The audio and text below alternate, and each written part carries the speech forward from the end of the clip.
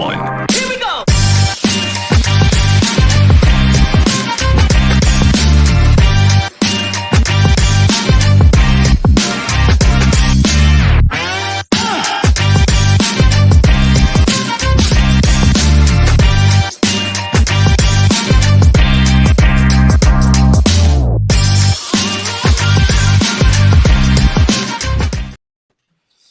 Welcome back, people. Lateness is greatness. You already know what time it is. And listen, Akeem, you're running late, soldier. I don't know what's going on with Akeem today, but he's running late. Potentially, he doesn't want the smoke that Man United, that we're all going to have to give him for the Man United fixture. But listen, I'll save that until when he gets here, because I'm not really trying to let him just skirt around that topic. Do you know what I mean? That was an absolute drumming that they got. But let's go through the panel. Do you know the usuals? Big Steve, yourself, how you doing, bro?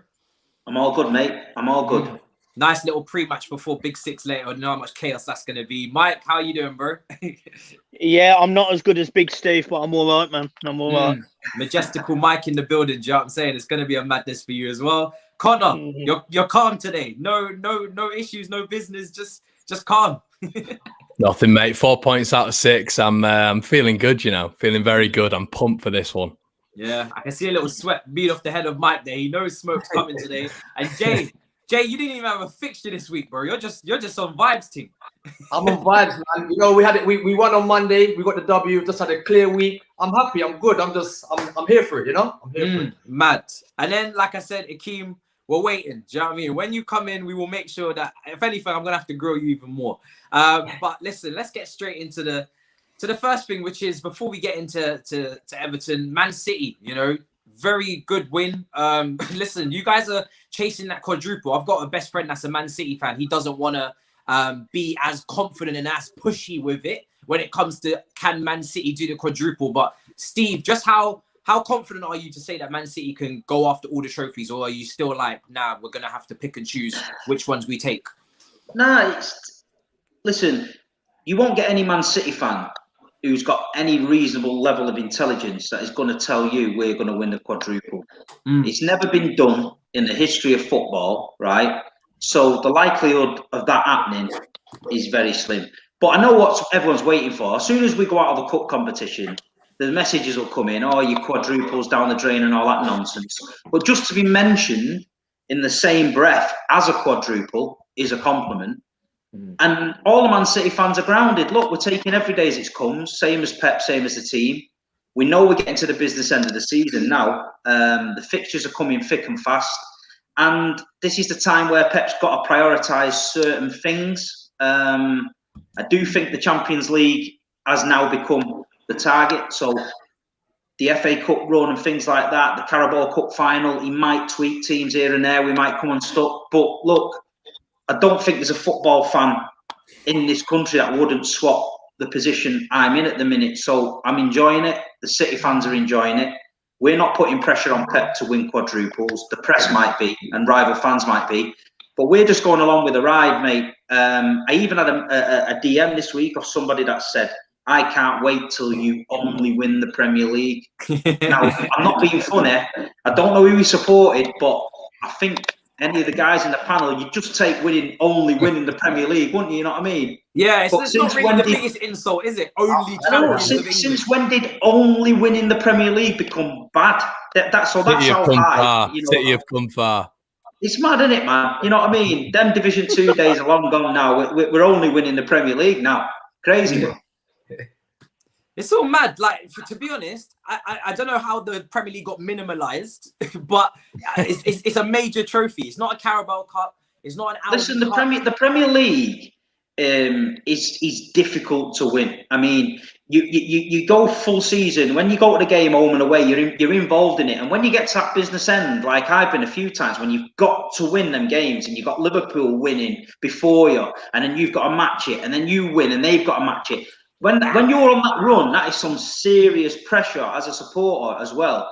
It's serious, man. So when you finally get over the line, the breath of fresh air when you win that Premier League, it's a fantastic feeling. And obviously, Jay knows from last year, he got there and he done it. But it's just mad. I mean, I get a feeling no matter what Pep Guardiola does, there'll always be, but he didn't do that, or but he didn't do it that way, and it's mad. It's mad, man.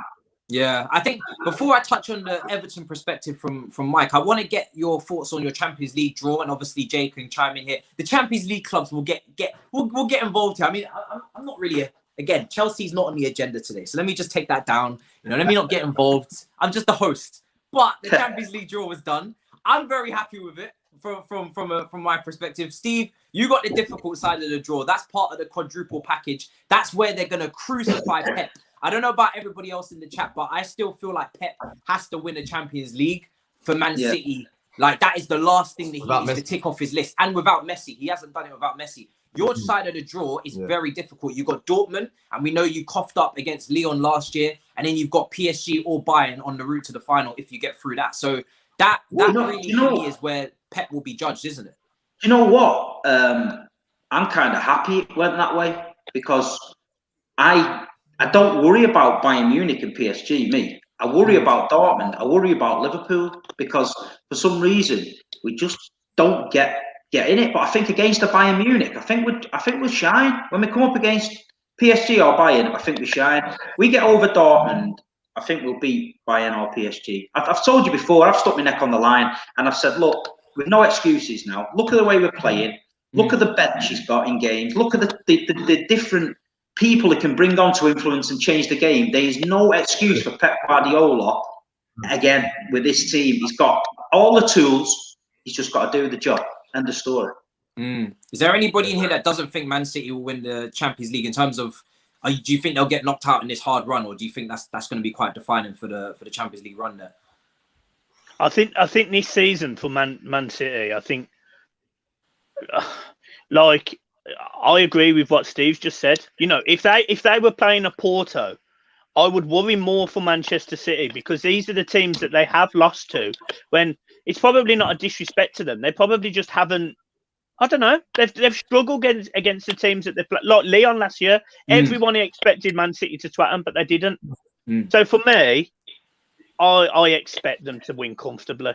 I expect them to beat Dortmund. I expect them to win the Champions League, and that's because they're playing better teams, where they go into these games having to beat the best teams in the world fundamentally.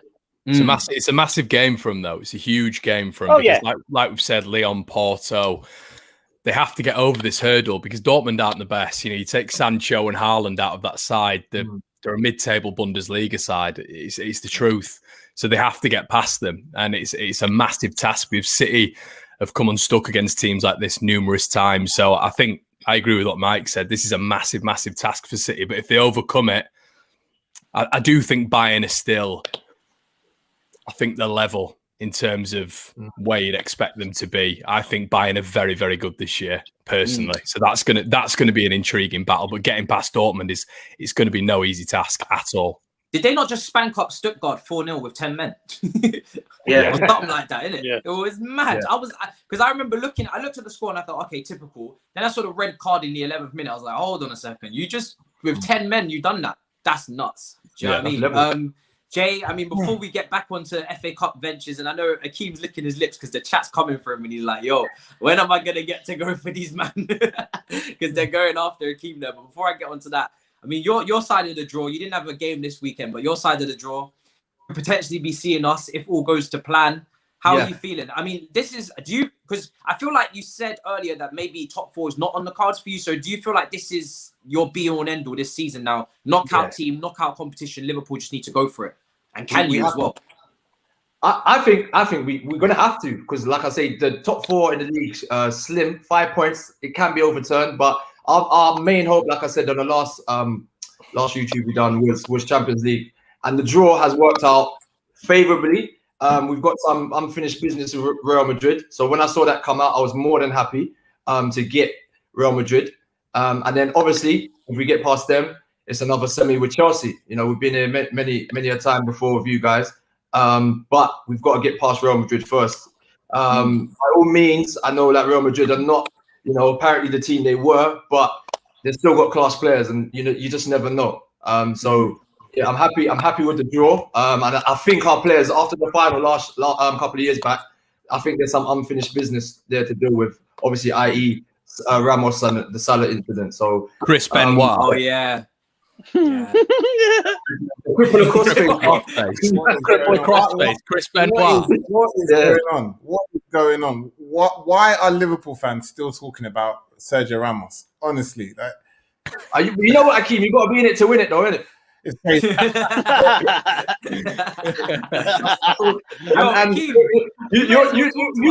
You're still talking about 99. We are in it to win it. In the Europa League. I mean, you know what? Let me go to Mike first, because me and Akeem got to talk for a lot. We got to talk to Akeem for a while because you've had quite an eventful week, Akeem. You've had the AC Milan win, and then obviously what happened against Leicester. But before we get onto that, Mike, just what was how do you feel after the game against Man City? Because I guess it was just kind of business as usual for them, isn't it?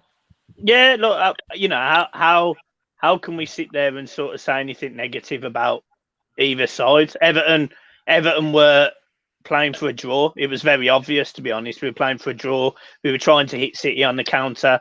We had an opportunity after line from a set piece. But apart from that, City dominated the entire game, and they showed the level that they are compared to the level we are. We have a lot of injuries. You saw our bench had loads of kids on. Yeah. For 80 minutes, we did all right. I haven't got a negative to say. And this is the difference. Everton are bringing on Iwobi to change the game. They're bringing on De Bruyne. Yeah. I mean, you know, that's the difference. That's the gulf. So no qualms for me. It's a quiet week for me. You know, we've lost to Chelsea. We got dicked by Chelsea. We got dicked by Burnley at home. And we've been dicked by Man City. So it's a quiet week for me. I'm not giving anyone any shit. Because you're talking to Connor there, isn't it? You're talking to Connor. No, we've had this pact already. I said to him, like, it's going to be a quiet one for me this week, and he was like, yeah, it's going to be quiet, but I reckon he's going to come all guns blazing in a minute. I reckon he is. So I'm keeping chill. He made a comment earlier where he actually said he agrees with me, which is a fucking first. So me and Connor, we're cool tonight. Leeds, fantastic. Bielsa all the way. Top manager in the world. Best in the fucking world. Connor's just like very calm, very collected, hat on. Just, I feel like he's a mercenary though. He's just waiting for the right time to come for you, but it's not just quite there yet. But listen, Akeem, we got real business to talk about here, yeah? Surely at some point you're going to tell me that you're Ollie out because you just got spanked up by Leicester, right? You're out of the FA Cup. I know the AC Milan, win was quite impressive to get through there, but it was basically Pogba brilliance in the second half when he came on. Surely you're going to tell me now that this team is not going to go much further with this manager. Surely. Yeah, well, first things first, our hopes for a treble is out the window, so that's gone. But what is more telling is the manager obviously isn't good enough. Obviously, he's not good enough. He's proven it with his decision making prior to the start of the matches and during the matches. A lot of the time when you analyze a good coach, you look at their decisions in game and before game, and you see if they follow through with if their decisions are going to improve the team or the opposite. And he's made a series of terrible decisions over the last 3 or 4 weeks just to confirm himself as not the man for the job. But obviously he seems to be the man for the job because he's about to obviously be here for another 2 or 3 years at least. So how do you feel about the new contract? Be honest now. Surely that's wrong. That's wrong, isn't it? Yeah, look, I think the problem is here is standards. Standards as Big Steve always talks about. This is the problem with the fan base and Man United as a club at the moment is we're slipping into the mindset of Arsenal. Of accepting 4th place was okay. 4th place being a trophy. Whereas now we are seeing it. The 2nd is a trophy. 2nd is a great result at the end of the season. Anything but a title race for Manchester United is not good enough at the very least.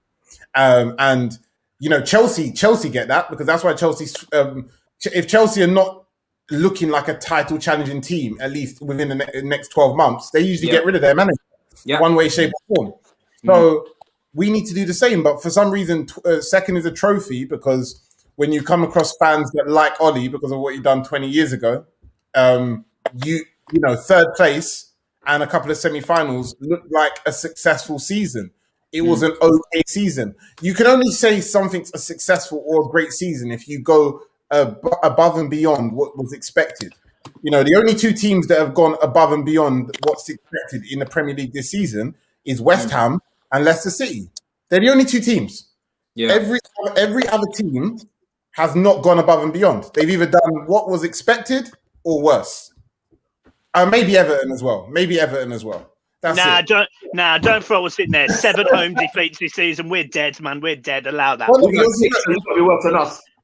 There. So look, that's it. West Ham and Leicester are the only two teams that should be happy outright right now. Of course, Man City, based on their position, but everyone expected them to be in the title race anyway. So I just think it's just ridiculous, the standards, and that's the reason why the problem. Ollie's going to be here for another 2 or 3 years at least.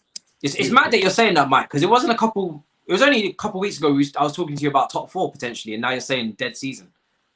No, it's just obviously like when you're losing games at home, it's fantastic going and getting 3-3 draws at Man United. It's great winning at Anfield. It's great winning away at Spurs. All of them results are fantastic until you lose at home to Newcastle, Leeds, Fulham, Newcastle away, Southampton away, Burnley. You know, it's all fine doing all of that, but then you throw it all away because you can't beat the teams on paper. No disrespect, you probably should do. Leeds, it's probably an unfair argument to throw them in there because they've played really well this season. Plus, I'm just making sure Connor doesn't come at me. But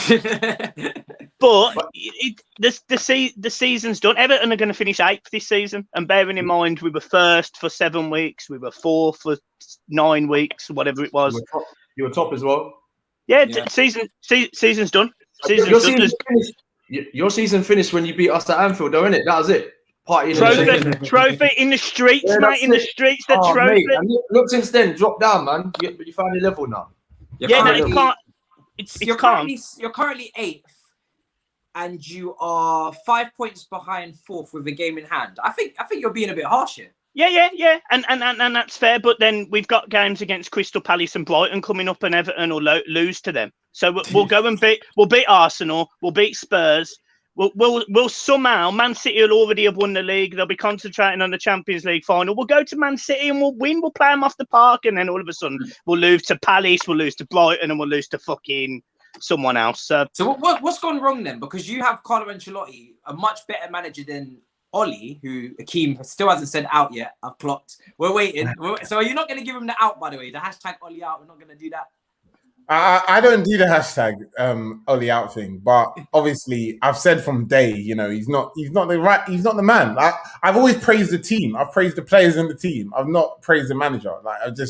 We shouldn't have got rid of. Look, the minute he was here, he was there as a temporary coach. That was it, temporary manager. I don't know why Jay's doing his face like that. He's a temporary manager. That's all he was there for. But obviously, that last-minute win against PSG for some reason pretty much got him the job, which is just hilarious. And since Rio then, got him the job. Huh? Rio got him the job. Well, a lot of United legends got him the job. In all honesty, you know, and the goal in '99 got him the job. That's what happened, isn't it? So yeah, you know, he's never been good enough. He's never been good enough. So okay, yeah, that's fair. I completely agree with that. I just want to no, it's true. But obviously, everyone knows that if United had a proper coach, a proper manager, like who though? Like Carlo Ancelotti. I mean, like who would you say? Like Carlo Ancelotti for sure. He'll be a great person, which he wouldn't be at United. Of course, he's at Everton long term, but he would be a great person to be at United. Exactly. I'm not, you know, Nagelsmann, you know, I know you were talking about German teams a minute ago, Matisse, but, you know, I think a lot of, there's a big shock wave between playing in, or managing in the Bundesliga and managing in the, I agree. I agree. Premier League.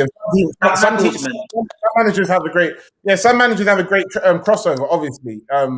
The obvious ones, but I feel some of these teams play on the halfway line. You know, they play, the defense plays so high up they'll get absolutely battered in the Premier League if they didn't switch their tactics. So I feel you have to be quite an adaptable man. I swear he's just gone in on Liverpool against Villa at home. I swear you did there, Akeem. Subconsciously, you've just absolutely gone in on Jay there. You've gone halfway line.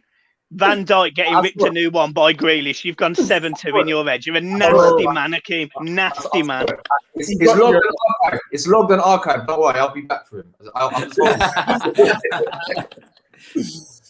Yeah. Steve, what was you going to mention about Nagelsmann there? I feel like you was about to take a little jab at our no, a lot of the shows I go on, every time there's a team and a manager's in trouble, his name comes up. But when I look at the guy and I look at his team, I'm not overly impressed by it. In Germany, people say, oh, they're like the Man City of this, that, and the other. They spend loads of money. They're a manufactured club. Buys who he wants. So surely to God, is he not just get money? Is it not? I thought it was that easy with money. I thought anyone could do it with money. That's what they used to say, don't they? So this Nagelsmann guy, I hope he does get a job in the Premier League, but he's definitely not the answer, and he's definitely not the answer for Man United.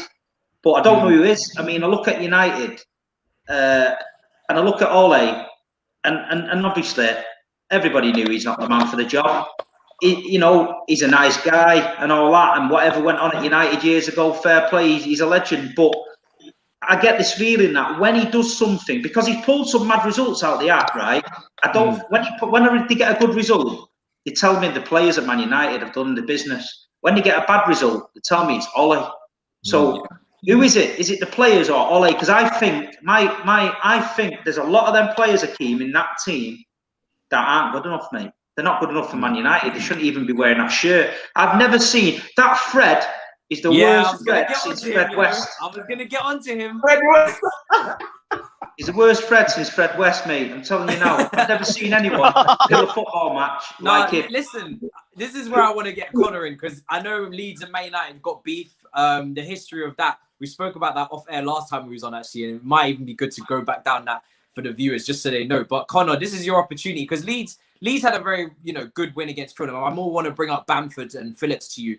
Bamford not making up the England squad, which was mad to me. I want to get your take on that. And then Phillips obviously got in. But just your thoughts on Fred, because for me, I feel like he needs to have his Brazilian passport revoked. That was just mad from him. Do you know what I mean? I know Maguire put him in trouble, but this whole playing out from the back thing from Man United, it's just so disorganized, and I thought it was a joke, to be honest. I don't get them. I don't. What's their identity? Does anybody know? Does anybody know what they're about?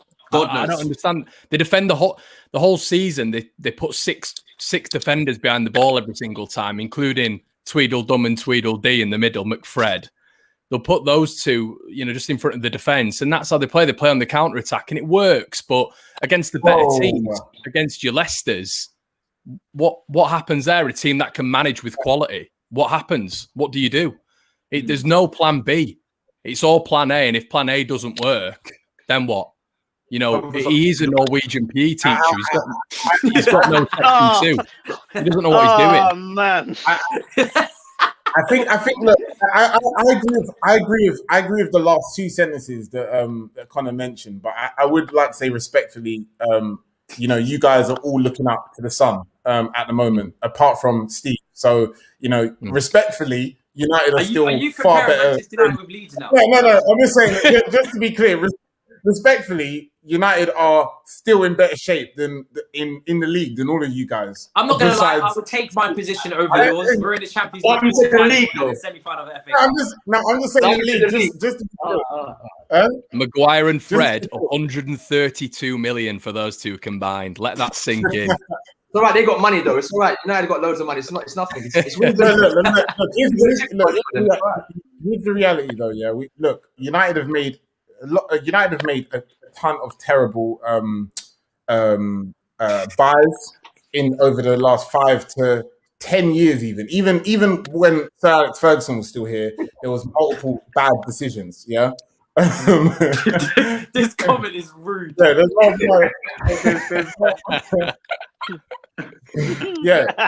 multiple bad decisions. Yeah, that's rude. But look, I think some of the purchases, some of the buyers have been bad. But I think United have failed to offload a lot of players as well. some of the players that are still at the club that should have left a long time ago. You still have Phil Jones. You had Rojo was still knocking about. You gave players Phil Jones that are not even good enough. Forget Maguire. Forget the players that come in. You gave Phil Jones a new contract. Forget the players. Exactly. Forget the players who. You gave Smalling a contract and then sent him out on loan. I don't know who's running all that shit over there, but it's bad, man. Bad. And Sanchez. Don't forget about Sanchez. That's Sanchez. As Robbie from AFTV said, it's bad, man. The best piano player in Manchester, Sanchez. I will say. What was you going to say? Did you just bring up Timo Werner? What was that? That was slander. He was about to slander my team, innit? Akeem. Akeem's ghosted, fam. I thought you were doing the Steve. No, I wasn't going to sound you. Look, we already know that Timo Werner's not the man you think he is, but that's another story for another day. Reality is United have had a lot of bad. We have not been able to offload players, and what frustrates me is Phil Jones would be an easy sell. He's British. He's an England international. He was an England international. He's no good, but half of the teams in the Premier League would have happily snapped him up. These are not difficult. These are not difficult outgoings. Quick one. How much? What's the transfer? What's the transfer fee for Jones? With all due respect, if we put him on the transfer market, Everton would have stacked him up last season. Phil Jones. That's a madness. That's a madness. Everton straight up. Ben Godfrey and Mina better than your two. Connor. Hold on, Connor. Leeds definitely would have taken him because you guys can see the game. He can't run. He's got 2 left feet. I've got better centre backs out on loan than you're talking about there. What the hell are you talking about? What Akeem says though, Everton, to be fair, and I'm not going in here, right? Everton do have a history of buying has-beens. Walcott, Iwobi, Phil Jones would fit that blueprint. I love the way. To be fair, Mike, he would. Connor I'm not going in, but let me just clarify something. Fair enough. A year or two ago, when we had a different manager, absolutely. But Carlo Ancelotti, you seen who we've been linked with today, boys? Just saying. Who have you been linked with? Tell us. Koulibaly's gracing the Premier League finally, boys. I'm joking. Give it a rest. Is that the Daily Star? Is that the Daily Star? Ben Davis's shoes. I'm joking. But for real, we've been linked with Koulibaly today, and I was laughing my head off when that happened. To be fair, so I'm just saying, Phil Jones days, they've gone now, Connor. They've gone now, mate. They've gone. How old is Phil Jones, by the way? Aging. 20 years. 20, I don't know. 28. He's one of them players you don't often check. I just don't think half the Premier League clubs would be going in. Liverpool can't take to that. Hey, what? I know we got Nat Phillips, bro. No way, we got big Nat, bro. Yeah, we're good. How is your? Oh wow! Sorry, you got Nat Phillips. Sorry. You got Nico Williams. Hey, listen. We got Nat Phillips, bro. We're good. No centre back crisis is done. We're good. And you got Quebec as well. Hey, I watch them. You remember, yeah, when we had Briscan and Traore, you lot laughed. Remember what happened last time, yeah? Same thing, yeah. Watch it. Well, listen, that kind of wraps up the FA Cup segment, and I feel like, it was kind of formalities. Manchester United lost, Man City won against Everton, Chelsea won, and Southampton did their business. So kind of what we expected to happen, unfortunately for Mike and obviously Akeem. But moving on to the England squad, have you guys seen the England squad, or do I need to just refresh any memories? Because there's a few interesting inclusions in there, and there's a few players missing that I feel like, maybe Mike has a case to make. I don't know for Godfrey, definitely Bamford. I think definitely has a case to make as well. Maybe a few others, but Pickford was missing. Is Pickford out currently for you guys? Yeah, right? He's injured for the next 4 weeks. Yeah, Everton had their third choice goalkeeper against Man City. Oh, fucking hell. Played well. I thought he played all right. Yeah, he did. He played all right. It was just scary going into a game with your third choice against Man City. Do you get what I mean? I was expecting us to get absolutely rimmed across Goodison everywhere. Above your 5'7" first choice. Yo, listen. I've been calling for Pickford to not be starting as England's number one for quite some time. Obviously, the main issue here is that Southgate is still in charge, but we'll get to that in a minute.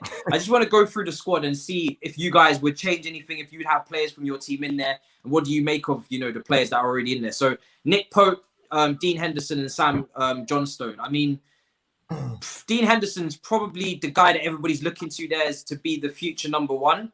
I've seen him at Man United. He's been good, and then he's had a few rough patches.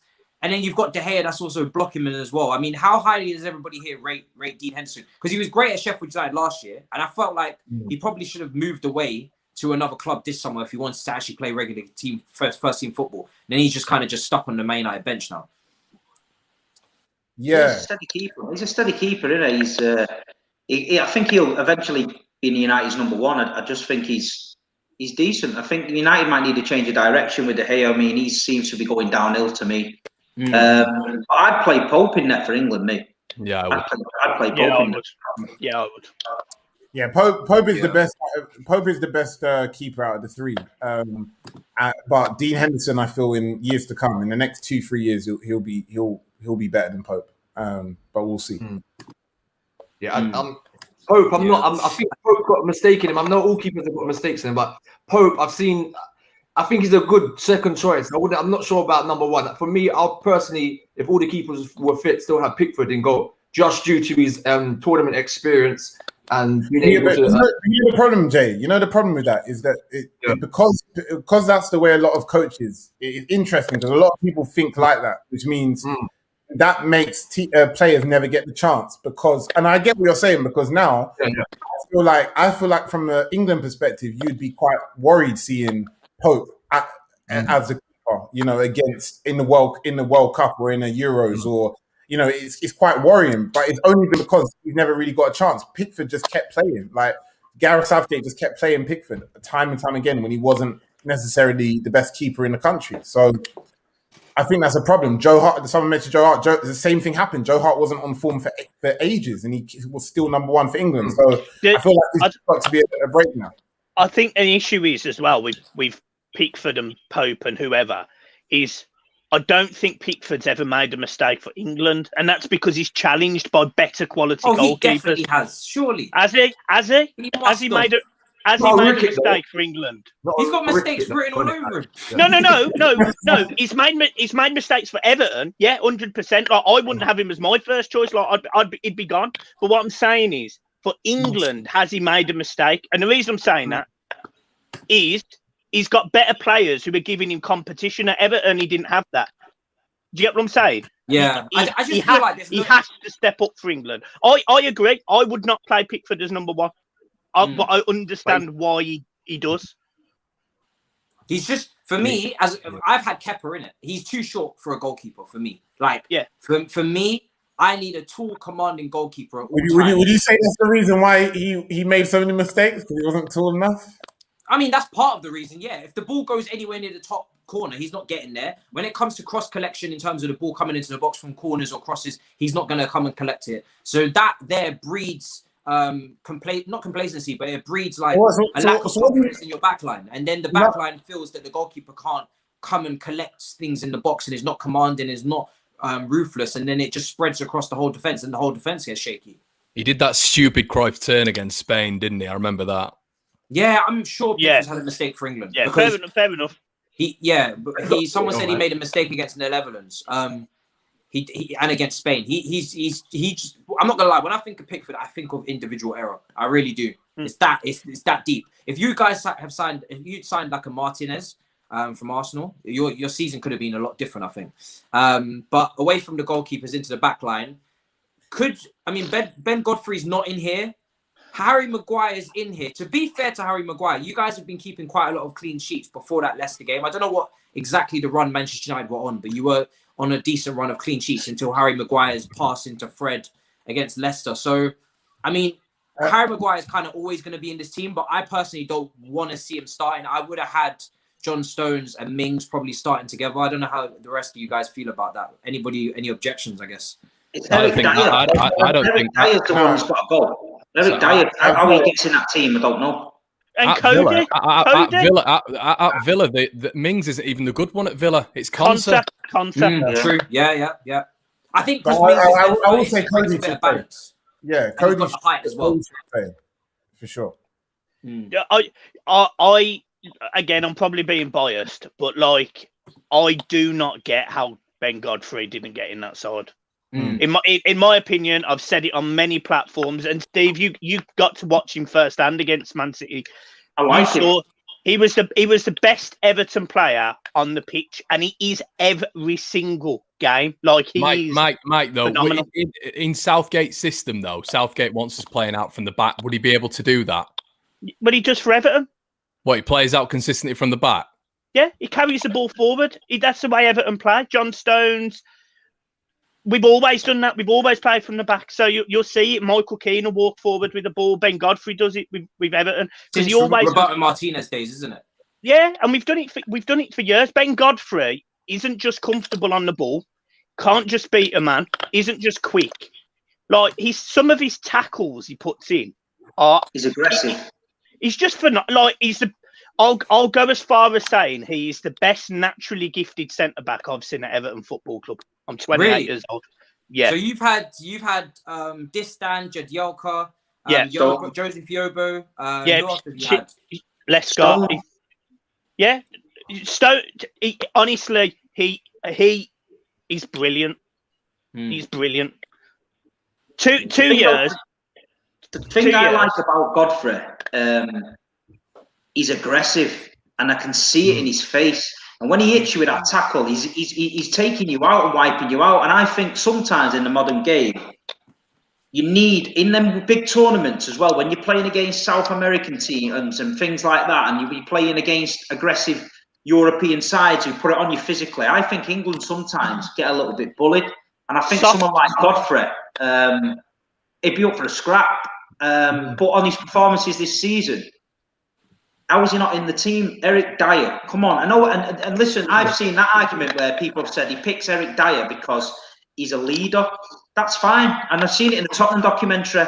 Eric Dyer has got a vocal thing in the dressing room. But if you can't play football very well, you shouldn't be in the England team. He shouldn't be in that team. You know what I mean? We don't need cheerleaders. We need ball players. Wait, hold on. I do. Go on. Yeah. I partly agree, partly disagree. I agree with everything you said up to a point. I just think, like, even just with this comment here, no, Tomori shouldn't be. I feel you do need balance. I feel you need players. England have long always. You don't think Tomori should be in the squad? No, he shouldn't. No, not in replace of someone who look. The reality. Serie A. No, look. Football. He's playing brilliant in Serie A. No, I'm not saying he's not. I could play brilliant in Serie A. Oh, you don't respect the Serie A? Oh wow! Come on, Connor. He is playing week in and week out for a top European team in AC Milan, who are near the top of their table, and is playing consistently and playing very well. If you see the way the AC Milan fans speak about him, they're talking about him like as if he's better than Roman Gulli, that Roman Gulli, that brother that they had that was captain. He's displaced their captain or their vice captain. So for me, I'm not saying he should be in this squad, but he should definitely be in this squad over Eric Dyer, 100%. Either Godfrey or Tomori should be in this squad over Eric Dyer. Every time I speak to Tottenham fans about Eric Dyer, they tell me he's absolute diarrhea. That's what he is. Diarrhea. Latif, the thing is, look, from the way I see it, like, look, you already don't have a manager or a coaching team that exuberates like any energy or motivation from that perspective. The team from top to bottom, the senior players in that team, Jordan Pickford, Harry Kane, these are not loud, motivating players. They may be it by example, but not by voice. England have always had great players. We've always had great players for the last 50, 60 years. The problem is not how good the squad is. The problem is the mentality going into tournaments. And you need players like Eric Dyer. Unless he's playing absolutely terrible, obviously he shouldn't be there. But there's such a lack of players like Eric Dyer who is loud. And even if he's not playing and he's on the bench, he'll motivate those guys. Do you not feel part of the reason why he's so loud potentially for England is because he's been in the England squad so many times? If you want your if you're looking for like maybe a Ben Godfrey or someone else to be a commanding figure in that squad, they need to be in the squad first of all. Yeah, but get used to the group for them to be commanding. You can't expect their first call up for them to be commanding. That takes time. And it's like that's one of the reasons why you have to have a little element of experience, England cap experience in the team. You can't have 11 players that have only got 5 caps between them or 10 caps between them. All these brothers got caps but no trophies. So what does that mean? Yeah. Do you know what as well? Can we go even further than that? It's as simple as that. Go even further than that. If we're having the same conversation about Ole Gunnar Solskjaer, why are we not including Southgate in that? Yeah, because we will get to Southgate because he's at the end of the list. But my whole point is that you've got all these caps and you're telling me about a poor mentality when it goes to tournaments. So all these brothers that got caps, what does it really mean if you haven't got the right mentality when you get to the tournament? And that mentality starts from the top. But we'll get to Southgate at the end. Having all these caps, Eric Dyer is not a winner. Eric Dyer hasn't won a trophy at Tottenham. He doesn't even start at Tottenham regularly. Yeah. When he does, the Tottenham fans get onto him. Do you know what worries me? Yeah. Do you know what worries me? I'm looking at the England squad and the England players that we've got to choose from now, and it's absolutely unbelievable, right? And you look at the team, you look at it, and you think to yourself, "Wow, we've got some players." And then you look at the manager and you think, "Wow, Gareth fucking Southgate." And that's what worrying me. And it seems to happen that way. We look at the players you got Grealish, Foden, Sancho, Sterling, Danny Ings, even people like that, Reece James. You look at the whole team and you think, wow, look at this England team. We just need someone now with a pair of balls that's going to get them together, galvanise them as a unit, and say, "We're England. Let's have it." And just get to a tournament, and the whole country behind us. Steve, they've not had that since Bobby Robson. They've not had that since Bobby Robson, mate. It's been 30-odd years. Bobby Robson was a great manager, and he looked after Gaza, and he had a great spirit, and the nation got behind him, and we could see that something was going to happen. I can't see Gareth Southgate installing that in the English nation. I just can't see it. England have always got something missing. So even in the golden generation, then they didn't have a top manager.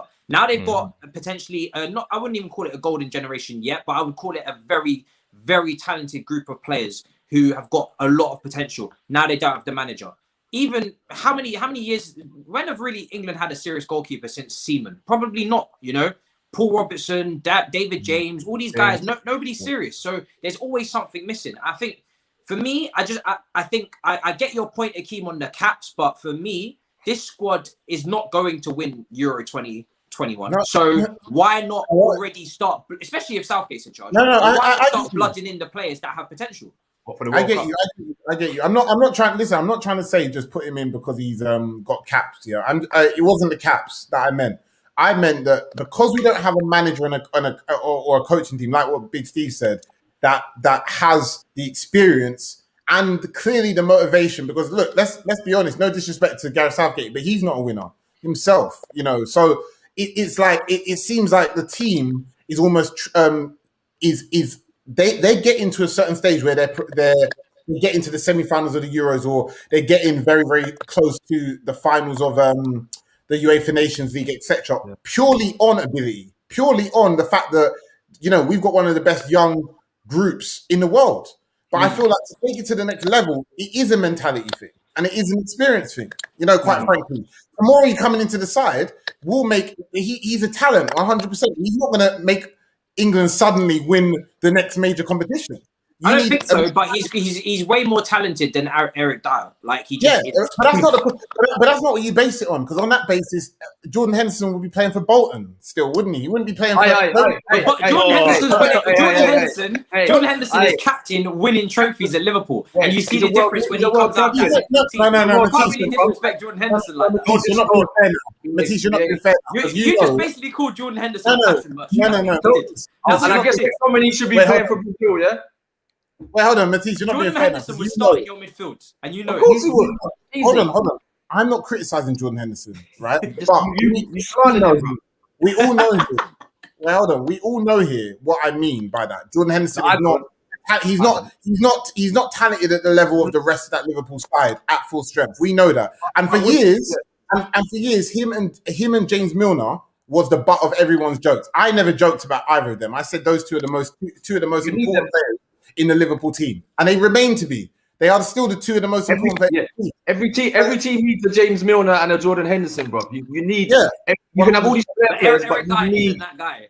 That's he might. You know what? Eric Dyer might be around a group of players. He might be a good character to have. He might be someone that's influential. What is it? So we're doing leader settings now. Is that what we're doing with the England squad? No, but no. A little bit of Sharpay from High School Musical. You could get into the England squad. Is that what we're doing? Southgate crosses him, bro. Southgate drums and pom-poms. How about that? You can't fill the whole team with Mason Mount and Kai Havertz. Wow, Chelsea dinks. Okay, so let's get Eric Dyer some pom-poms and we'll go for it. Do you know what I mean? He can do up water bottles on the bench, little cheerleading thing. If that's what we're about, I thought you had to have that and the footballing ability, not just one or the other. Because I'm sure the cafeteria lady's quite motivating as well if you want to put her in the squad. But every manager has their favourites, Matisse, and obviously Dyer's one of those. Southgate is not my favourite, so you could say Southgate is like that. You could say Southgate's the international version of Solskjaer, isn't it? Southgate don't know ball, so surely there's enough leaders in that team without Eric Dyer, though. You've got Maguire, Declan Rice, Harry Kane. Surely there's enough leaders. Yeah, you know what, Connor, you know the interesting part about this is that I remember when there was the apparent scandal with what's going on with Greenwood and Foden earlier this season, and the senior players is Gareth Southgate. Is Harry Kane and Jordan Pickford. They are really the senior two players, and you look at those two being the leaders, forgetting their ability, just thinking it's not good enough for England to win a World Cup or win a Euro. There needs to be more energy, more motivation, especially because Gareth Southgate and the coaching team have not come from a background of winning trophies. You know, it's a new somewhat amateur coaching. This team is full of a bunch of L magnets. That's what it is. Bunch of relegation defenders and a bunch of relegation type coaches in charge as well. And then you put all of that together and you expect to win. England need winners if they're going to go anywhere because they don't have any. And Eric Dyer is not a winner either. You know, you've said Jordan Henderson and James Milner. They've won trophies. Eric Dyer ain't won shit. Not anything. Yeah, but your examples, that's silly examples. Based on that, you could talk about all the players that we're talking about. So where have we come to as a country? We're already suffering from the pandemic, right? Where have we come to as a country if Eric Dyer is your leader? Who is it? What's he going to tell Saka? You think Saka's going to look at Eric Dyer and say, "Oh yeah, I'll listen to you because you've won trophy"? What has Eric Dyer done? What has he done his career? For anyone to listen to him? That penalty he scored, bro. That's what it is. It must be that.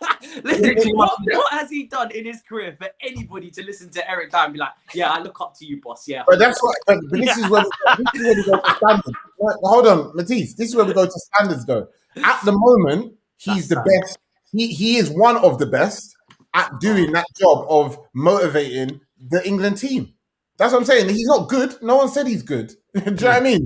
We know he's not good, but what needs to be clear about this is England's team needs to be constructed of many different particles. You can't just stick the best ballers all in one team and just say, "Oh, go and play ball.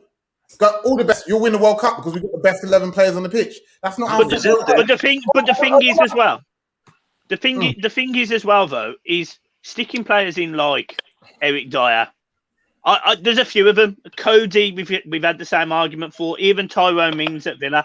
But they're all leaders in their respective teams. But being realistic, you would stick Tomori, Ben Godfrey, and probably Konza in over them. Now, it's fine having leaders. It's fine having leaders who have got 50, 60 caps. But for example, Ben Godfrey is the biggest leader at Everton Football Club. Yeah. Why can't he be the biggest? Why can't he be the biggest leader in the England squad? He's 22 years old, and what? He's 6'6". He's not gonna sit there and accept somebody being mediocre against San Marino, just like any footballer shouldn't. It doesn't. No, Mike. That's what we hope. But the reality is, we know that a lot of these players are not what we would expect them to be in regards to that. Look, I'm not trying to say. I agree, Ben Godfrey. As definitely Tomori should be in the side. I don't dispute any of that. But all I'm trying to say is there needs to be some form of mix-up in the team of players that do a particular type of job. They're not there just because of their ability. That's what I'm trying to say. I'm not trying to say Eric Dyer is the best person for that job, but you need a player like, or players like Eric Dyer if you have a manager and a coaching team like Gareth Southgate. That's what I'm saying. I'd rather listen to like Sterling, who's had all the shit from the media, racism, the fucking works, and he still stands there, shoulders, head up high, takes it like a fucking man. That's an inspiration to me. Not Eric Dyer, who's gone through fuck all, has achieved fuck all. Sterling's the man. I would follow a Sterling. I would follow a Harry Kane, for example. People have took the piss out of his voice or his accent, and I don't look at Eric Dyer being like this prim and proper footballer who can't defend and go, yeah, I can listen to him, or I can respect you, or he's a leader in the dressing room. I'll tell you what happens. Fabian Delph, we all see it on this documentary for Manchester City. He's sitting there, he's talking to all the players that are better than him. He comes to Everton Football Club, we expect a leader. What do we get? We get a mouse. So Eric Dyer, for me, should be... Well, you know, it's just a bad example. Mike, is it interesting you say that about Fabian Delph? Because a lot of Man City fans kind of did put Delph in that mold of a player that was actually being that experience branch at Man City. So it's interesting that at Man City he was a mouse, and obviously, at Everton he was a mouse, and obviously he fell out with the fans there. But I thought Fabian Delph was one of those guys at Man City, and I do feel players like him. They have value in the squad. I'm not saying he should play. Let me just ask Steve. Steve, do you miss Fabian Delph in your squad? No. just checking. In-house, We're gonna move on. It's so funny though. It's so funny because if football was that simple of just playing the best players like every team does. Just play their best players. And I get what you mean. Mentality, because Southgate is such a weak coach in terms of experience, and probably as well, like you said, leaning on Harry Kane for discipline and things like that. I heard about Pickford as well. So you do need like experienced leaders in the team. I'm just saying, you need to combine leadership with quality, because for me, your leadership as a player can diminish if you're a terrible footballer or you're not good enough to be where you are, and that's where it comes from. To be fair, I just think you fucked it with the Eric Dyer. You went on the wrong player. You went in on the wrong player. If you just said Eric Dyer dead, but somebody's fine. I didn't even bring up Eric Dyer. I'm just saying Eric Dyer's a good example of those sort of players. He's not. He's not an example. We're gonna move on to the wing backs. We're gonna move on to the wing backs because we know England like to play a back three. Kyle Walker, Ben Chilwell, Reece James, Luke Shaw. And Trippier. It's an interesting group. I personally feel like left back kind of does, takes care of itself. I don't really think anybody can dispute that Luke Shaw's been brilliant this season. Ben Chilwell kind of gets in there. He's been up and down, but he was pretty good in the last game, very good in the last game. So he can't. But the squad was already picked before that. He kind of gets in there by default. I can't really think of anybody else that's challenging for his position. There's only one player, and I'm just double checking to make sure I don't come across like an absolute bellend here. Aaron Cresswell at West Ham. I was about to say the same thing. He's been fantastic for West Ham this season. So just out of merit, maybe you'd give him that experience just for a friendly. That's all I'm saying. But that's a charity captain. That's a charity captain. Yeah, I think Chilwell's another one of those players that, although he has a bit more potential, I think, than an Eric Dyer. He's way more potential than Eric Dyer, but he's another one that's good for the group. Very, very good amongst the other players. And I remember even when Ben Chilwell came to Chelsea, he was straight up to the new... He was almost acting like as if he wasn't a new signing, because he managed to take Hakim Ziyech, Timo Werner under his wing very quickly and galvanise a lot of that squad for the new players that came in. So he might be another one of those players that Southgate leans on, but I think that's all right because I think he's actually got some ability to him. Sure. The right hand side is where it gets a bit mad because there's no Trent. Jay, thoughts? Well, you know what? I'm happy. To be fair, I'm happy that he's not in it. As for my Liverpool perspective, but for him as a player, what's he really going to think as a manager? Like he's been top quality for 2 or 3 years. He has a bit of the dip in form, and he gets bombed out. If I'm a player and the manager's back to me, you've lost me, bro. Can I ask you guys a question? Do you think Trent is the best right back in England? I'm saying 2.5 years, he's been quality. Every player has a dip, but the quality will always come back. No. Dip or no dip. I'm just asking. Does anyone think he's the best right back in the league? Because for me, he's not. No. I can't say he is. What does your right back look like? What's your right back package? What is your right back package? If we're talking about right backs, Cancelo, are we talking about England? That's what I'm saying. Yeah, England. I think Carl Walker I'd still take him over right now. Carl Walker is. I think Carl Walker's brain dead. There's certain games. Steve, don't let that run. I'm saying it with my chest. Do not let that run. I'm saying it with my chest. Carl Walker. There's certain games where Carl Walker will get found out because he can't rely on his pace, and his pace counts for so much bad positioning. He makes up for it, and people think, oh, he's really good. But if you deep it and really look at it, his positioning when the game is really slow and technical, he gets found wanting. When the game's fast and it's all over the place, that's Carl Walker's backyard. He's good at that. But a slow game. I just think it's got to be based on form. James Justin's been incredible this year. He's injured though now, isn't he? He's injured, but he's been incredible this year in general. Walker, I think he's going to be playing. I think Walker's going to play in a back three, isn't he? It's not. He's not going to play out and out right back. Wan-Bissaka. It's difficult to pick Trent. It really is at this moment in time, based on form, because that's what we should be looking at with the England side. It shouldn't be based on reputation. It's form. Yeah. No, I'm just going to throw another name in there, and I'm Luke Ayling at Leeds. Honest to God, the engine that boy has. They won't know who he is. He's not top six. No, yeah, but this is the thing. This is the thing. I watch a lot of football, and I look at players. I don't look at like who they play for, where they are. Luke Ayling, the engine on that guy, up and down, defending, constantly delivering balls in, beating a man. Luke Ayling's been fantastic for Leeds, Connor. You might not consider him for the England team, fair enough, but I think it'd be very difficult for anybody. I agree. With the names that are like right back is one of the most competitive spots in that England team now. It's ridiculous.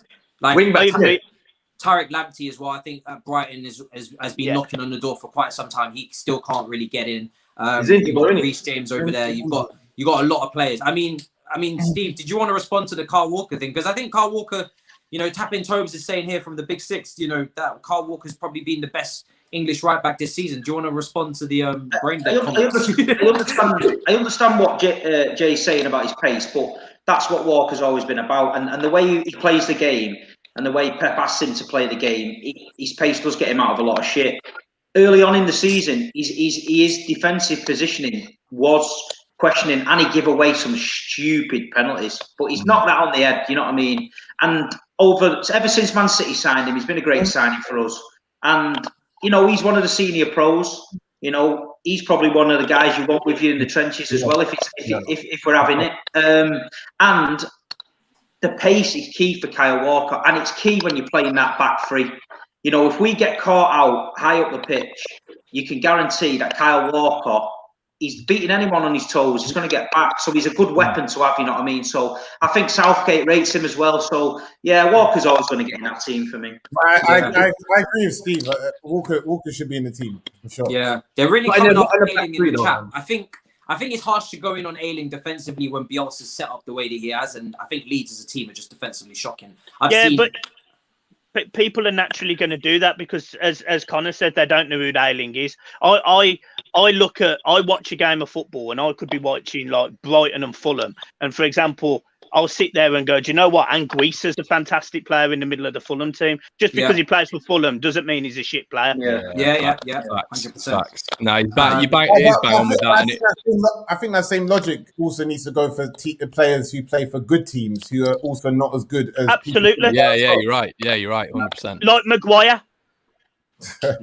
And then everybody just silent. That was very good.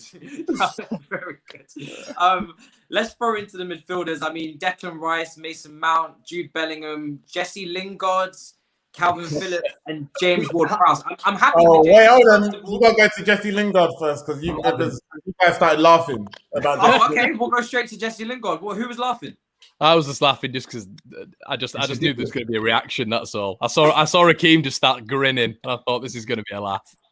I mean, what Connor? What's your thoughts on Jesse Lingard being in there? Then, do you think he deserves it? Because he's been quite good for West Ham. He's kind of had a resurgence, hasn't he? Because he was off the grid for a while, and now he's come back into that West Ham team. He's been very influential. Scored a great goal at the weekend as well against Arsenal.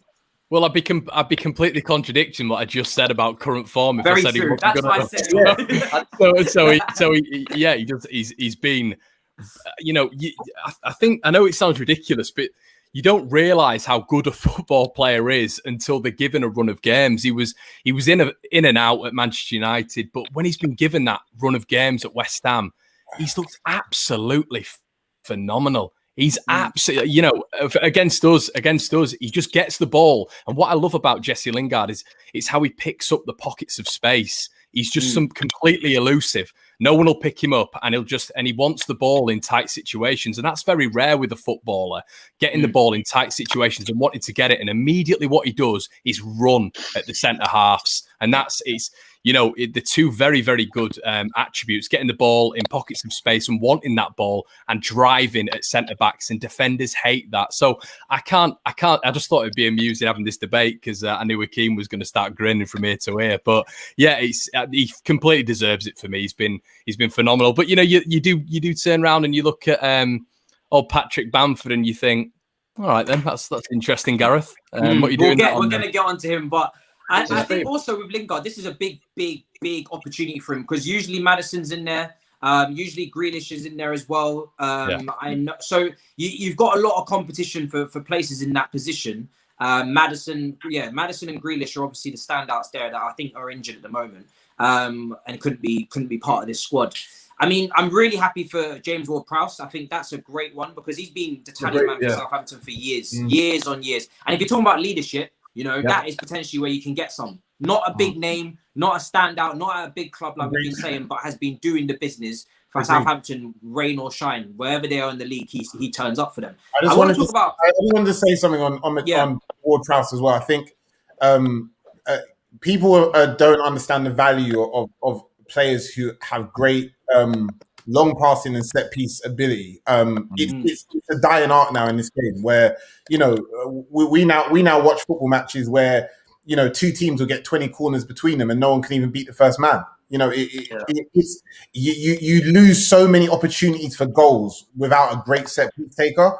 And James Ward-Prowse is an outball, just kind of like what I was saying, how the team needs to be not necessarily the best 23 players in the country. It needs to be a mix of players who are great at certain things, and that's why Ward-Prowse, he's probably the best English set piece taker in the country.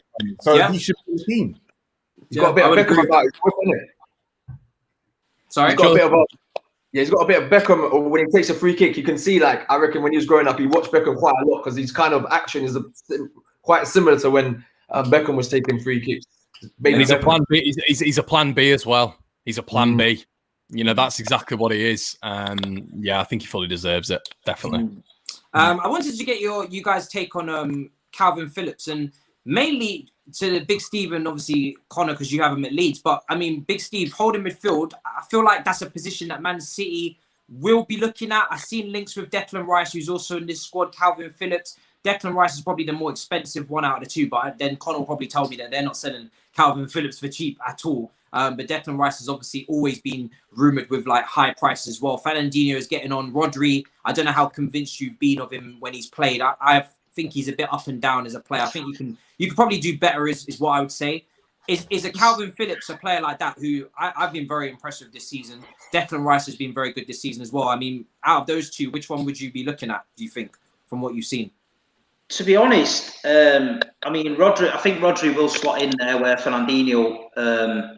He's not really played that much, but have you seen him on Saturday against Everton? He was class. But don't forget that Douglas Luiz at Aston Villa. We got a buyback option on him in June, and he's steady, and he's only 25 million for us. So whether Pep could do something with him, because I know he didn't want to let him go, but because of the work permit issue, now he's played the games for Villa. Makes sense for us to buy him back because he's not a bad player for Villa, and I think in a Man City team there, he could be steady. So I think that's an option. Calvin Phillips, he's a good player, but with him being English as well, and Leeds not going to want to let him go. I can't see him leaving Leeds, really. And Declan Rice, I mean, with Moyes coming in and the season West Ham's had, I don't think, it just costs too much money in the climate at the minute. It's too much money. So I think both of them players stay where they are. Yeah, someone said here, Douglas Luiz is garbage. I mean, what's everybody made of him at Aston Villa this season? If anyone wants to chime in there on that one. I don't think he's going to come in our team and just take over.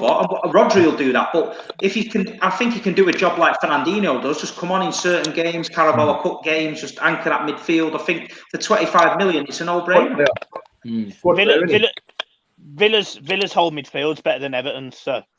No, wait. Are you being sarcastic with that? No, go through their midfield. Luiz, Grealish, and McGinn all walk into the Everton midfield. Yours costs more, though. You've got good midfielders. You know, I think when James Rodriguez is fit, yeah. I'm not saying we haven't, but I'm saying right now, all of them right walking. now on form. Yeah. Walking. Yeah, but I think Decore's a very good player. Alan's very underrated as well. I just think you are missing James Rodriguez big time as well. I think since you've lost him, I think you've lost a little bit of your X factor. This is a scary stat. Just while you said that, Everton scored 19 goals after 10 games this season. Yeah. Since then, in the last 18, we've only scored 21.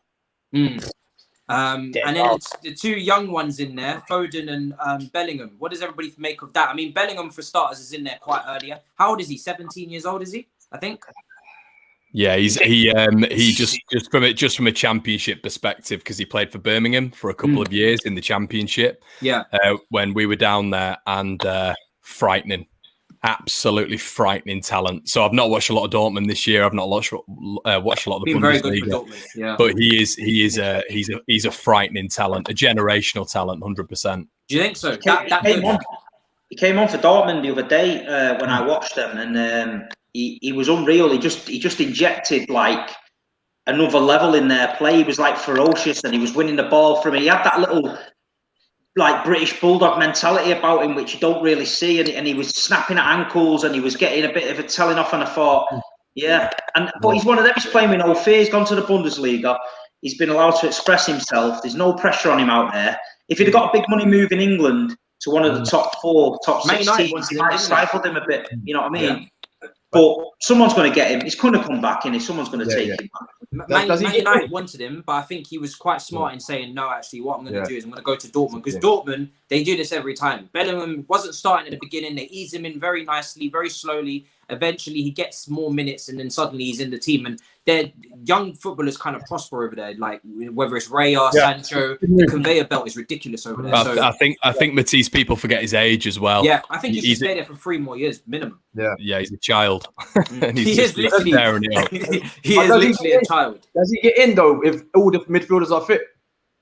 I think on form. I don't think he gets in. I think he's handy to have around the squad, like you say, that bulldog mentality that Dortmund use him for. If we're in a game and the England team's going a bit flat, and you need to inject something in the midfield, if you bring a young lad on and all of a sudden he's running that extra mile and he's showing people up, next minute everyone just ups the game a little bit and he leads by example. City do it with Foden all the time. Phil Foden, he's on the bench. People say, why is he not starting? Why is he not starting? Sometimes when he starts late in the game, he goes a little flat. But if we bring Foden off the bench at 70 minutes, it gives the whole team a lift because they're looking at him. Look at this young kid here, he's leading by example. And I think that's what England have got in abundance. They've got young players who have got energy, passion, and talent. And I think if the right manager, God forbid, I hope Southgate, it all clicks for him, but God forbid the good manager uses that, we can do teams damage, man. Yeah, it's the amount as well with the amount of ball carriers we have in the midfield. How direct our midfield is. We've not had that in years, and that's really exciting to see for me. Yeah, and just to add as well, I really like what Pep's done. Big Steve's spoken about this a lot, and a lot of people criticize Pep with what he did with Foden, but. And now you look at it and you think he's done wonders there. And if I don't want to compare Gilmour because I don't think Gilmour's on that level and he hasn't played anywhere near the amount of minutes for me to even be speaking about him in that level. But he's another talented player where I would say to myself as a Chelsea fan, looking at what Pep's done, I would hope Tuchel does similar with Gilmour. And I think it's an interesting route to follow for a lot of managers because we all speak about the loan system and going out on loan immediately. But you look at what Bellingham's gone to Dortmund, but it's a permanent move, and he's been given a stable place in a big club to develop out, playing good football. Same goes for Foden as well. How many players, right? Sorry to interrupt you. How many players does this happen to, where the fans and the press get on a manager's back and say, you're stifling the next generation of English talent because you're not sending him on loan to Bournemouth, right? So you send him on loan to Bournemouth, he goes in the dressing room at Bournemouth, all of a sudden, I'm not disrespecting Bournemouth, but for an example, all of a sudden, these other high-earned players in there talking a load of shit. What you want at Man City, what you're doing this, what you're doing that. He does a season at Bournemouth, he comes back with a chip on his shoulder, right? Thinks he's better than everybody else, causes a load of distress, drops down the divisions and fades away. What Pep Guardiola said was, you're staying with us, yeah? You're training with David Silva, Kevin De Bruyne every day. You're learning how we play our football. You're learning our system. You're learning how we eat. You're learning how we rest. You're learning how we play for each competition, and you get your chance. If you want to stay and fight for your place, I guarantee you'll be a player. If you want to go, go. Jadon Sancho chose the other option. He went down a different route and went to Dortmund. Phil Foden, trust the manager, trust the process, and look at him now. He's a fantastic player, and he says in interviews that staying at Man City, watching these players, training with these guys every day, watching how they live their life, watching how the mentality is in the dressing room, it's rubbed off on the kid. And there's a lot of players that have been lost to football because managers have shit themselves and to bow down to pressure and sent them to mediocre clubs to get first-team football. If you've got a diamond, you keep that diamond and you polish it yourself. You don't give the diamond to your best mate and let him look after it because eventually he'll nick it. I think to add to that as well, it really depends on many factors. Like, you've got a world-class manager, world-class facilities, and you've got a very professional world-class squad as well that he can be surrounded by and have good influences around him, like David Silva when he was there, like Kevin De Bruyne. If you say, for instance, Ole Gunnar Solskjaer at Man United, do you want to keep him there with a manager that's not really that experienced? Potentially the squad is a little bit more up and down. I think we've got to also realise it comes down to, like I think what Steve said, it comes down to how much the player trusts the process at the club, and how much how much are they okay with the short-term scenario of the situation. There's some of these younger players that they have to they want to play 25, 30 games a season. And if they're told that they're not going to get that for the next couple of years, they want to go somewhere else. Whereas there's some clubs as well that do it from a financial perspective, almost like a conveyor belt, like Chelsea. You know, you let Chelsea let players out on loan where they don't actually need to. They actually, if anything, it will be better for them to keep those players, but they actually prefer to keep send them on loan because they feel that having that experience is going to make that player better. But I think for Foden, it was a great decision to stay at the club.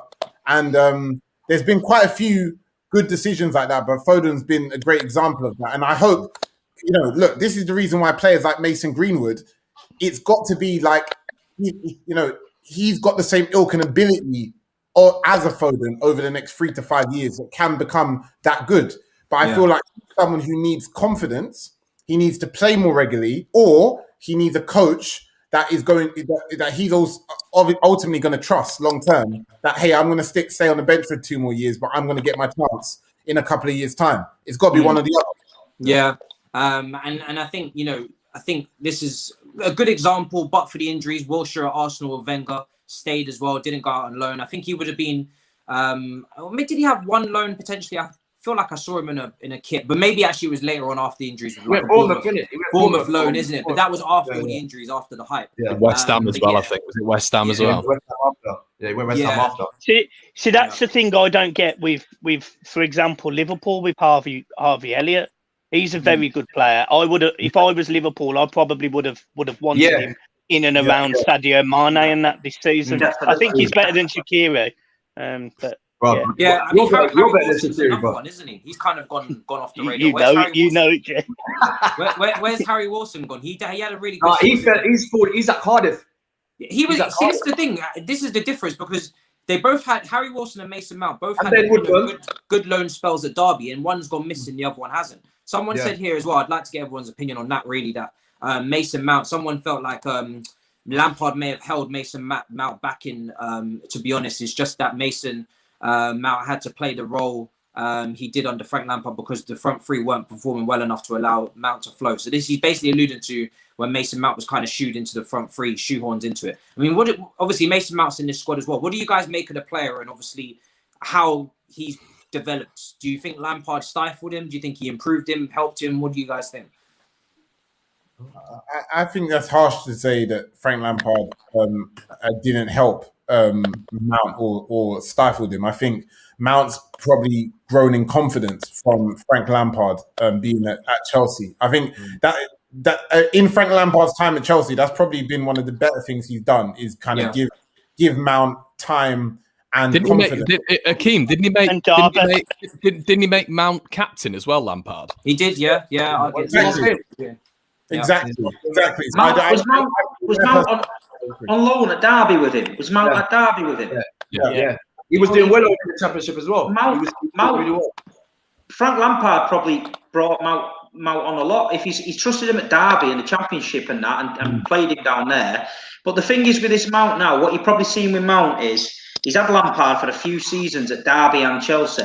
All of a sudden, German guy comes in, technical, starts getting more deep, getting a bit more technical. Mount's probably thriving off that, thinking this is a new direction. He's learning new things, and you know that you see that, and you know, fair play to Mount. He's a fantastic player. Like I say, I'm glad he's English, man. You look at the players we've talked about tonight. It's unbelievable. The England squad is unbelievable, and you can see it winning a major tournament. It's just got to be put together right, and that's the tough part. Yeah, and the last thing I'll add on that as well is even though Mason Mount was playing out of position at times, I think he learned the defensive side of the game very well when he was playing out on the wing. So I think I'll give Lampard the overall a lot of credit for that one because he didn't have to use him. And then finally the forwards before we wrap up, and obviously the manager. The forwards are Harry Kane. I think he kind of speaks for himself, probably out and out best English forward by far right now, playmaker and striker. Calvert-Lewin is an interesting one as well. Calvert-Lewin, Rashford, Ollie Watkins and Raheem Sterling as well. Not many out-and-out wingers in this squad, which is interesting. Obviously, Sancho injured. I think Hudson-Odoi was never really going to make this squad, hasn't been consistent enough. So it's really just Sterling. I mean, what do you guys make of the forwards? Is there anybody that you would have wanted in there? I mean, the main talking point, I guess, would be Ollie Watkins versus Patrick Bamford, isn't it? I think Bamford scored as well over the weekend. Colin, what's your thoughts? He's topping the charts. I'm really interested to get your guys' thoughts on it, really. Obviously, because you're in there, and this is the brilliant thing about being on here with you guys, because you're in your Leeds sphere all the time, aren't you? And you're in your Manchester United sphere and your Everton, etc. And you don't really hear other perspectives. But from my point of view, I mean, I'll say what Southgate said initially. Southgate said he picked Watkins over Bamford because of Watkins' pressing ability. Okay. Over Bamford. I mean, that is, all Leeds do is press. That's all we do. That's what I'm about. That is all Leeds United do. Bamford is literally one of the fittest guys in our squad now. Goals from open play in the Premier League, 15, first. Shots on target, first, 40. Non-penalty, XG, first, 13.2. Headed shots, 28, first. Hat-tricks, 1, first. Goal contributions, 21, third. No call up. Man, I honestly, the only thing I can think with it is, and this is me maybe putting something out there that's a bit of a madness, but Southgate's he's a Villa boy. He spent a large part of his career at Villa. I don't know if that's, you get a bit of an affinity with the club that you've been at. You maybe go watch them a little bit more. I'm not 100% sure, but I just thought his excuse for it, Watkins over Bamford. I really like Watkins. I think he's a brilliant player, but if you're basing it on form, like we've been saying throughout this entire video, I think Bamford's got to go. And I'm just interested about what you guys think about that. You might disagree. That's fine. Do you know what I don't understand is why, and again, I'm sort of digging Everton out here, but Calvert-Lewin's form's been really ropey since Christmas. I was going to ask you about him as well, like compared to what Bamford's been doing. Like Bamford responded as well at the weekend.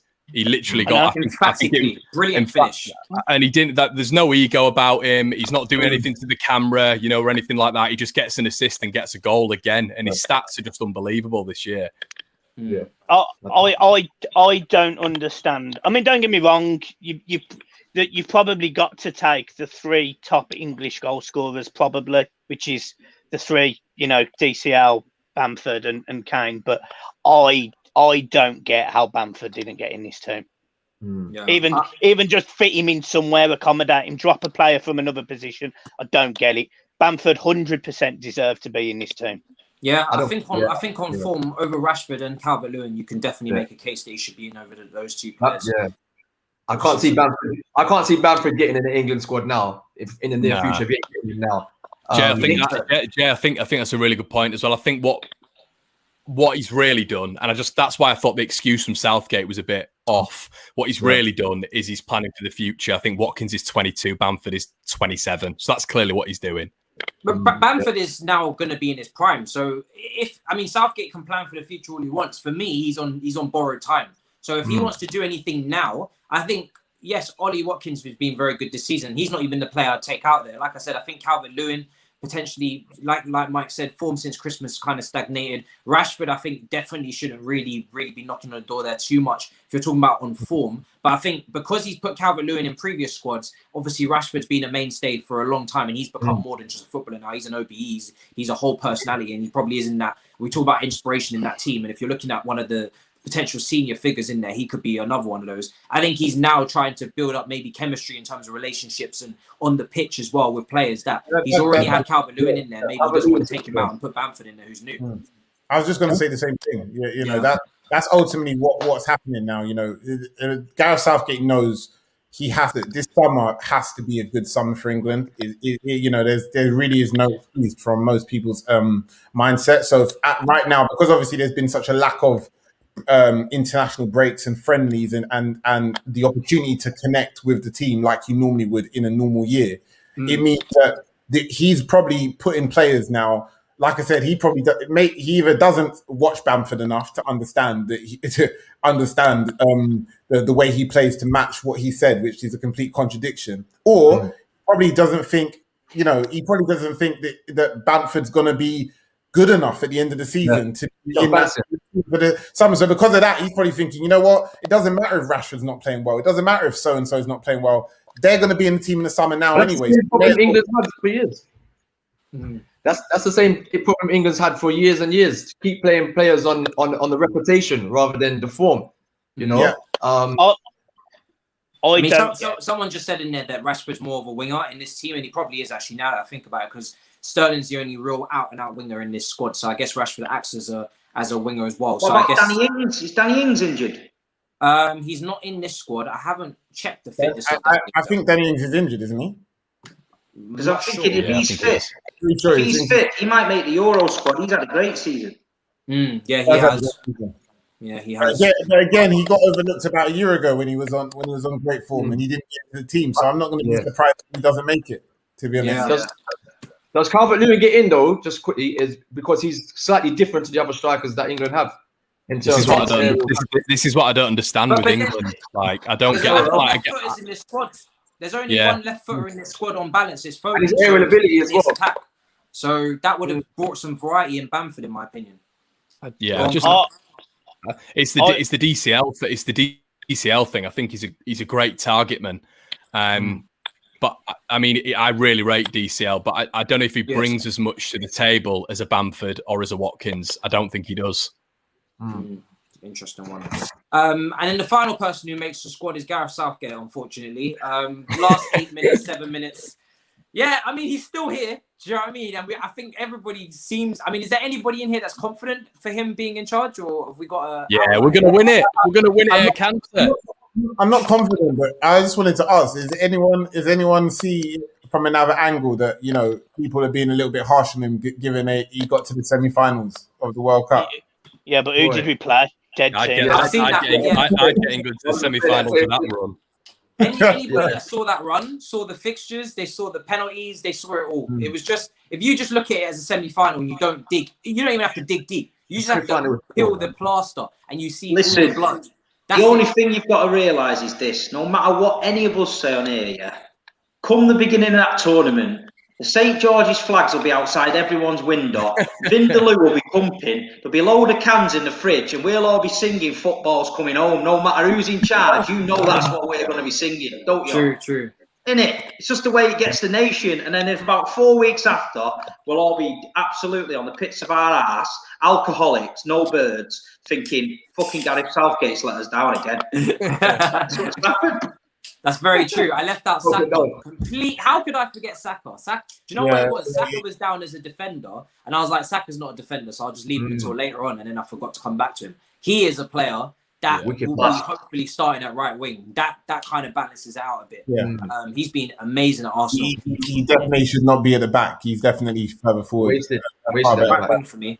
Yeah, right wing. And I think we talk about Foden. I think Saka's right up there. If we're talking about English talents, young English talents, those two are way ahead of the rest, because I think I'm very impressed with Foden, but I think Foden's got all the environment and the factors around him to succeed. Whereas Saka's in a melting pot. He's in a terrible. He's shining in dirt, bro. Saka's shining in dirt. He's in the sandpit. He's in a terrible Arsenal. I'll be honest. This is a really difficult. If you look at all the talent England's got, it's gonna the next 2-3 months. Is gonna be so telling. I don't think there's that many players, if you think about it, that actually is a shoo-in already for the squad. Besides Rashford, who are getting Kane. There's about 5 obvious players out of 23. I think everyone else is positions up for grabs. Open season. Yeah. So I think Saka's place is guaranteed now, in my opinion. I think you'd be absolutely should be nuts to drop him. Nuts. Foden, even Foden. I think those two players are so unique. England don't have technicians like that up front. They really, how are you going to fit them all in? How are you going to fit them all in? You've got Maddison, Grealish, Mount, Foden. You said Rashford's a shoo-in. I don't think Rashford should be a shoo-in. No, he shouldn't be a shoo-in, but he will be. He probably is, yeah. I think when you've got Grealish, Foden, and Saka need to be your front three. Your three behind Kane, if you're serious. That would be my three. So not Sancho and Sterling, not Sancho and Sterling in the team. I think Sancho hasn't looked good in the England team, and I can't see Sterling not playing in the starting 11. Probably not. I think probably Sterling will play for the experience, but I don't think Sancho hasn't looked great for England whenever I've seen him. Definitely not. Where does Grealish play, on the left or through the middle? Because for Villa, he's been playing on the left. I think on the left, yeah. I like him on the left a lot. I mean, I'm happy to have him in either position, but I love him. Rashford then? I think he can pull players out of position, and he can. Sometimes you need to double up on Grealish. He's got a bit of a gazzer about him, hasn't he? Yeah. Brings him. But we say all of this, but like I said, football's so unpredictable. If Mason Greenwood goes and scores 10 goals before the end of the season, he'll probably get in the team as well. I personally like to see him in under 21s. I think that's where he needs to. That's where he should be. Yeah. After all the drama that went on, he's had a difficult year personally as well. I think England is too much spotlight for him, and they'll focus on him too much, and they might create too much pressure for him. If you just stick him in the under 21s, less pressure, less lights on him, and let him do his thing there, I think that'll be a lot better. Whereas I think Foden and Saka, I think they can handle the pressure a little bit more. They've been around it a bit more in the Premier League, starting for their clubs. Guys, who have we even got? Faroe Islands, Albania, and Wales. Who else we got? What is the point, bro? We got the big boys. We got the big boys. I think I just flog it. I'll see you guys next week. I mean, guys, make sure you check out we're not going to do predictions for the Faroe Islands. Big Steve will obviously make sure you guys check out the link in the description for Big Steve. Shout out the Terrace as well. Bro, do you want to plug anything? Do you want to let them know about the brands? terracecult.com for the clobber. Yeah. Big Six show tonight, 10 o'clock, Turkish channel. There you go. Me and Big Steve will be dueling on. Well, actually, we got an FA Cup semi-final coming up as well, so that's going to be fun. Mike, bro, anything you want to push the channel, let them know where to find you, bro. Link in the description. Sub to Blue Boyz Network. Short and sweet. Connor, One Leeds Fans TV. How you doing, bro? Make sure you let them know where to find you. Link is in the description. That's it. Yeah, go check it out if you want to hear some more absolute waffle. And I can't wait for next week, boys. Akeem, bro. I mean, any trading tips? You know what I mean? Let the people know where to find you. Just go Just go to manunited.com and learn about some winning history. That's all you need to do. That's your homework for this week. That's what you need to do. That's the assignment, is it? Yeah. And finally, Jay, let them know where to find you, bro. Link is in description for the Instagram as per usual. I'm on Instagram and Twitter at officialdjr, and also Anfield South podcast as a Liverpool-based podcast that I'm on as well. So check us out. Love that. And that's it, people. That's the show. Make sure you smash up the like button. And before you go, very important info. This show is now Mondays at 7 p.m. That's the new time. That's the new slot. I think it's better because it's not as late. It doesn't clash with the Champions League as well. And it's closer to the results on the weekend, so we can get a little bit more instant reaction to you as well from that. Obviously, there's no Premier League football, but I think next week we'll probably be speaking about England again. God knows what fixtures and results they're going to be giving us. And there could be some headlines as well. You know, the journalists like to get creative with the transfer news. So we'll see you guys next week. And I'll see you on the Big 6 at 10. Me and Big Steve will be over there rattling Saeed as per usual. In a bit, people. Peace.